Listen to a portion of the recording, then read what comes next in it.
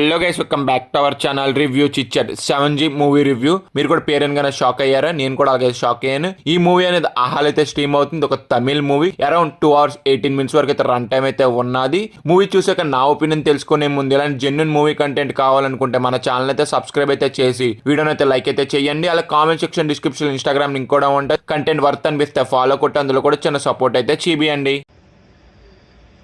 Okay basic plot ఏంటంటే, ఒక family అయితే ఉంటుంది. ఒక కొత్త ఇంటికి అయితే వెళతారు.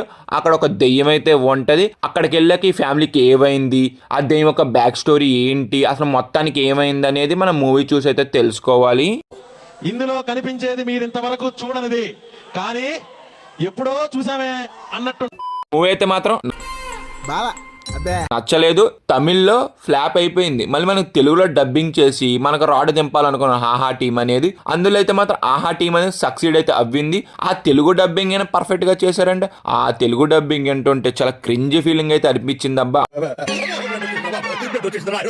అస్సలు బాగాలేదు తెలుగు డబ్బింగ్ అనేది. ఇంకా మూవీ అనేది చాలా అవుట్డేటెడ్ మూవీ. దీన్ని ప్రజెంట్ చేస్తానో కొత్తగా అయితే చేశారు. ఎక్కడ కూడా ప్రెజెంటేషన్ లో కొత్తగా అయితే లేదు. స్క్రీన్ ప్లే కానీ, ఆ రైటింగ్ కానీ, ఆ సీన్స్ కానీ ఏది కూడా చాలా అవుట్డేటెడ్ గా అయితే ఉంటాయి. ఏ సీన్ ముందు జరుగుద్దో కూడా మనకి గెస్ చేసేలాగా ఉంటది మూవీ అంతా కూడా. మెయిన్ గా హర్రర్ సీన్స్ ఎక్కడ కూడా మనకు భయం అయితే తెప్పించావు. చాలా క్రింజ్ ఫీలింగ్ అయితే అనిపిస్తుంది. ఈ సీన్ చూసి ఇప్పుడు నేను భయపడాలా అనిపించింది, కానీ ఏ సీన్ కూడా అంత ఇంట్రెస్ట్ అయితే కల్పించలేదు నాకు మూవీ చూసిన సేపు కూడాను. మూవీలో ఎమోషన్ గా ట్రై చేద్దాం అనుకున్నారు, అస్సలు అయితే వర్కౌట్ అవ్వలేదు.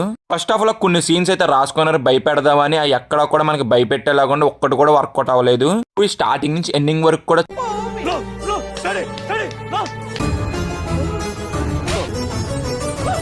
చాలా డ్రాగెడ్ ఫీలింగ్ అయితే అనిపిస్తుంది. ఏదో బలవంతంగా చూపిస్తున్నట్టు అయితే అనిపిస్తుంది మనకి. మెయిన్ గా సెకండ్ హాఫ్ అయితే కొన్ని సీన్స్ అయితే మాత్రం చాలా బలవంతంగా సాగదీస్తున్నారని మనకైతే అర్థమైపోద్ది. మూవీ అయితే తొందరగా అవగొట్టేయకుండా ఎందుకంటే ఇంతసేపు సాగదీస్తున్నారు ఫీలింగ్ అయితే అనిపించింది నాకైతే.